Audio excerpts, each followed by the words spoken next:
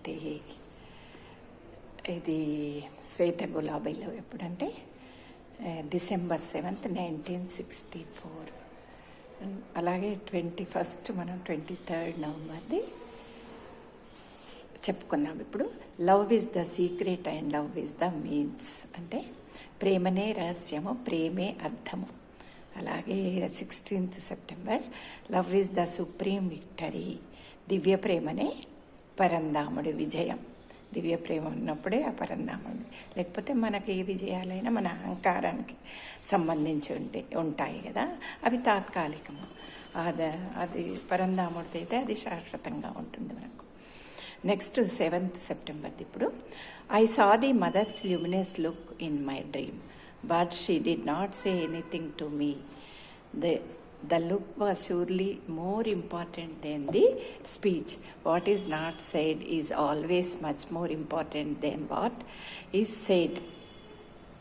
అంటే ఏం చెప్తున్నమ్మా, నా స్వప్నంలో దివ్యమాత ప్రకాశవంతమైన రూపాన్ని వీక్షించాను, కానీ ఆమె నాతో ఏమీ అనలేదు. వాక్కు కన్నా వీక్షణం అంటే the look was surely more important than the speech అంటే వాక్కు కన్నా కూడా వీక్షణం ఖచ్చితంగా ప్రాముఖ్యమైనది.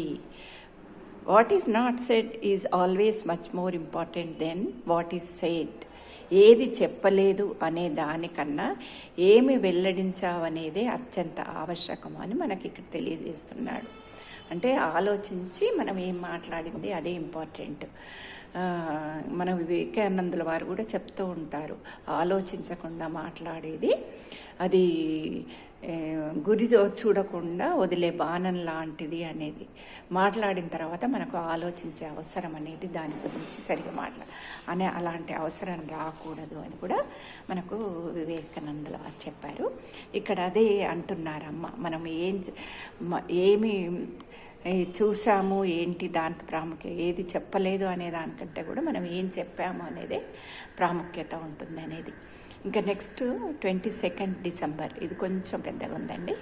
When I felt strongly that the truth was emerging from the far horizon and making the darkness of a falsehood vanish, I expressed my feeling to the mother through a letter.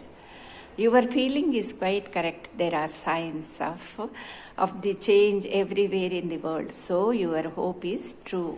అంటే ఇక్కడ అమ్మ ఏమంటున్నారు, సత్యం సుదూర క్షితిజం అంటే దిగ్మండలం అని చెప్పి Horizon నుండి ఉద్భవించి, సత్యం అనేది సుదూర క్షితిజం నుండి ఉద్భవించి ఆవృతము అంధకారంను అదృశ్యం చేస్తుందని నేను దృఢంగా భావన చేసినప్పుడు నా ఆలోచనలనే అమ్మకు ఒక లేఖ ద్వారా వ్యక్తపరిచాను. ఇది ఉతా గారి ఆలోచనలు అమ్మకు ఒక లేఖ ద్వారా చేశాను. అంటే సత్యం అనేది దూరం నుండి వచ్చేస్తుంది, అది ఈ అంధకారాన్ని అప్పుడు ఏమంటున్నారు, your feeling is quite correct. There are signs of the change everywhere in the world. So your hope is true. మీ భావన చాలా నిజం. ప్రపంచంలో ప్రతి చోట కూడా మార్పు సంకేతాలు గోచరిస్తున్నాయి. కాబట్టి ఆశ నిజమే, హోప్ అంటే మీరు హోప్ పెట్టుకోవచ్చు అని అమ్మ ఇక్కడ మనకు ఉతా గారికి తెలియజేస్తున్నారు, అంటే మనందరికీ కూడా తెలియజేస్తున్నారు. ఇంకొకటి లాస్ట్ 1964లో ఇక్కడ ఏంటంటే డేట్ ఇవ్వలేదు. Be content and live within your heart deep inside. It is the only way to have peace. సంతృప్తిగా ఉండి హృదయ లోతుల్లో జీవించాలి. నిశ్చలత్వమును పొందుటకు ఇదే ఏకైక మార్గము. అంటే మనం ఉపరితలంలో జీవించినంతసేపు మనకు ఏ పరిష్కారము దొరకక చాలా గందరగోళంగా అనిశ్చితంగా ఉండిపోతూ ఉంటాము.